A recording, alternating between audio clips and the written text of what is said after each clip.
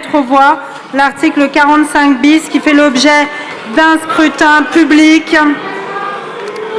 Je vous demande de bien vouloir tous regagner vos places. Le scrutin est ouvert.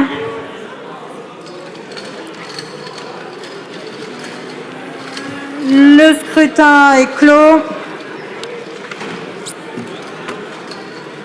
Votant 505, exprimé 401, majorité 201, pour 255, contre 146, l'Assemblée nationale a adopté.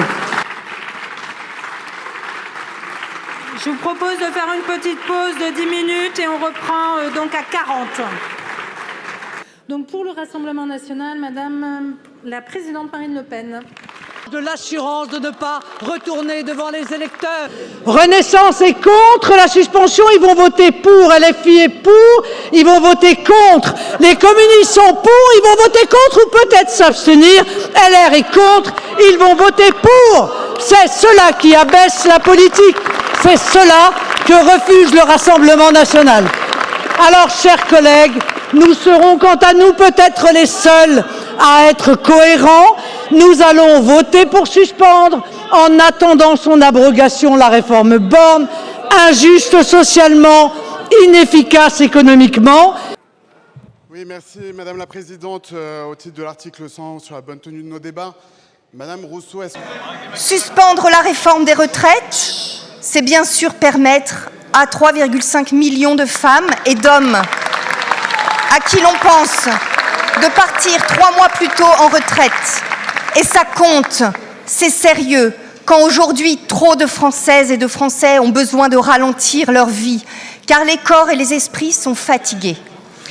Enfin, ce que les socialistes sont allés négocier en suspendant cette inique réforme, c'est de savoir quel projet nous voulons pour notre population vieillissante. Soit on accepte des emplois massivement précaires et pénibles, et on compense par l'âge de départ, et ce n'est pas notre choix.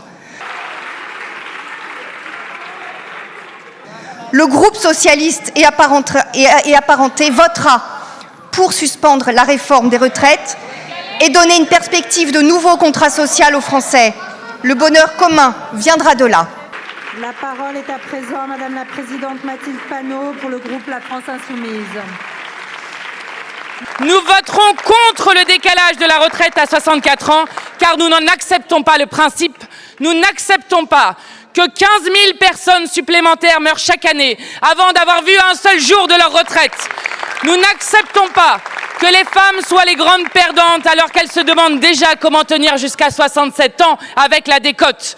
Surtout, nous n'acceptons pas que ce décalage se fasse au prix de coupes sur le dos des retraités et des malades avec votre budget de la sécurité sociale. Tout cela pour ouvrir la voie à la retraite à points pourtant déjà battue par les mobilisations populaires en 2020, ainsi qu'à la retraite par capitalisation. La parole est à présent à Monsieur le Président Gabriel Attal pour le groupe Ensemble pour la République.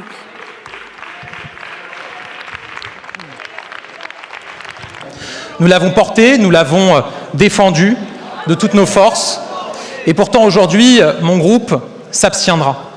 Ce n'est évidemment pas de gaieté de cœur, mais c'est avec lucidité. Lucidité d'abord sur comment nous en sommes arrivés là. Si la suspension ou l'abrogation de cette réforme a été demandée, c'est parce que certains ont affirmé que cette réforme avait été adoptée dans des conditions non démocratiques. Et si elle a été adoptée par 49.3, c'est parce que certains qui la défendaient pourtant avant, pendant l'élection présidentielle, ont fait le choix de s'y opposer à l'époque et aujourd'hui semblent la défendre. Nous sommes lucides sur le fait que... Ici, de la réforme brutale et injuste de 2020.